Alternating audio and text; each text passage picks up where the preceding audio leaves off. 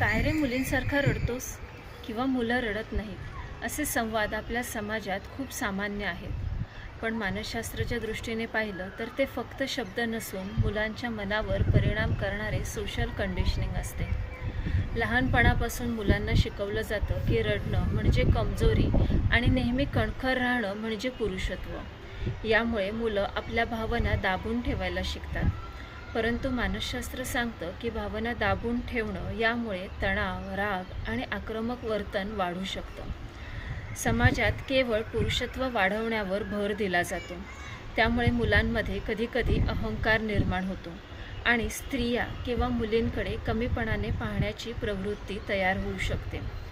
त्यासाठीच मुलांना स्त्रीवाद म्हणजेच फेमिनिझम समजावून सांगणे खूप गरजेचे आहे। स्त्रीवाद म्हणजे केवळ स्त्रियांसाठी नाही तर समानता, आदर आणि संवेदनशीलता यांचा विचार आहे। मुलांना हे शिकवलं पाहिजे की भावना व्यक्त करणं, रडणं, मोकळेपणाने बोलणं हे नैसर्गिक आहे, यात कोणतीही लाज नाही।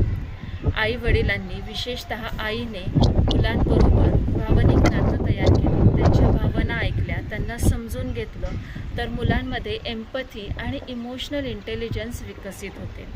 यामुळे ते इतरांच्या, विशेषतः स्त्रियांच्या भावनांचा आदर करायला शिकतात। अशा प्रकारे वाढलेली मुले भविष्यात अधिक संवेदनशील, समजूतदार आणि आदर करणारे व्यक्ती बनतात। ते त्यांच्या नातेसंबंधांमध्ये भावनिक जवळीक आणि समतोल राखू शकतात आणि यामुळे समाजात स्त्रिया आणि मुली अधिक सन्मानाने, सुरक्षित आणि मुक्तपणे जगू शकतात।